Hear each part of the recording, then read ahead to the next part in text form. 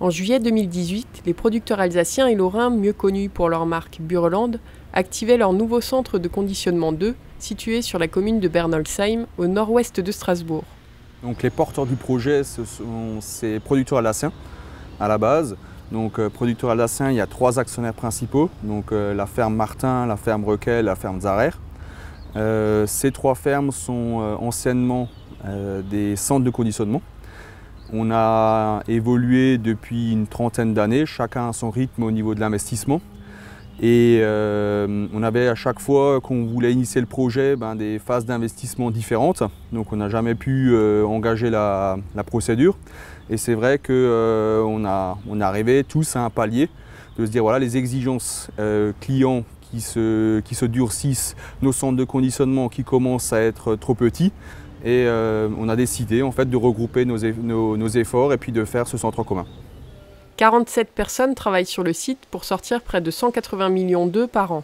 Ces œufs proviennent de 18 fermes alsaciennes et quelques-unes lorraines, livrés dans des alvéoles plastiques qui retournent ensuite sur les exploitations. Ces œufs sont identifiés palette par palette, puis installés dans une calibreuse où ils vont être désinfectés par des lampes UV. Des caméras vont ensuite identifier d'éventuels défauts visuels. Un système de crack permet également de mettre de côté les œufs fêlés ou micro-fissurés. Enfin, ils sont pesés pour être dispatchés en fonction de leur gabarit, petits, moyens, gros, très gros. Les grandes séries passent par les robots, les plus petites et le vrac sont gérés manuellement. Donc on retrouve des conditionnements par 4, par 6, par 10, par 12, par 15, par 18, par 20, par 24 et par 30. Les boîtes se retrouvent ensuite dans un surconditionnement qui vont partir chez le client. Donc on a des conditionnements par 48, par 96, par 200, par 300, par 360. En fait, c'est un peu la complexité de notre métier, c'est qu'à partir d'un produit assez simple, on va faire plus de 140, 150 références sur le site, dans différents conditionnements et sur emballage. C'est un peu la complexité de notre métier et la complexité de gérer justement la robotique avec l'ensemble des multiples références qu'on a. On vend un peu de tout, c'est-à-dire qu'on vend du premier prix, de la marque distributeur, de la marque régionale et de la marque nationale. On vend également du vrac, c'est-à-dire pour les pâtissiers et boulangers. Donc on fait toute la gamme œufs coquilles qu'on peut retrouver sur le marché, on la fabrique ici, quoi.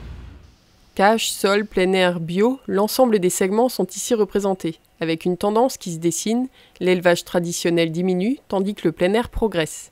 Cette évolution traduit un changement de consommation qui pourrait également influencer l'avenir du site. On a encore à peu près la possibilité de faire une extension sur 2000-2500 m². Donc l'activité peut être multiple et diverse. On a étudié cela au moment de créer le bâtiment. De permettre d'intégrer le process.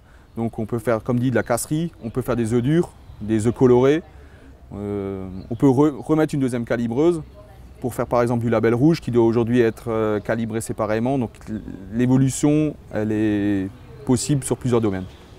Le coût de cette unité de conditionnement, bâtiment plus équipement compris, s'élève à 9,6 millions d'euros, financé par un pool bancaire dont l'acteur principal était le Crédit Agricole.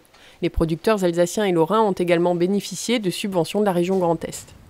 On a également pensé à l'avenir, puisque aujourd'hui la traçabilité, c'est quelque chose qui nous tient à cœur, et puis on le voit de plus en plus, les exigences au niveau des clients augmentent, et on a apposé, nous, un data matrix. Et l'objectif, dans quelques années, c'est que le consommateur final va pouvoir prendre son téléphone, flasher le data matrix et retrouver l'ensemble des informations de contenance, c'est-à-dire la date de ponte, l'éleveur, la localisation éventuellement de cet élevage-là, ainsi de suite, l'alimentation.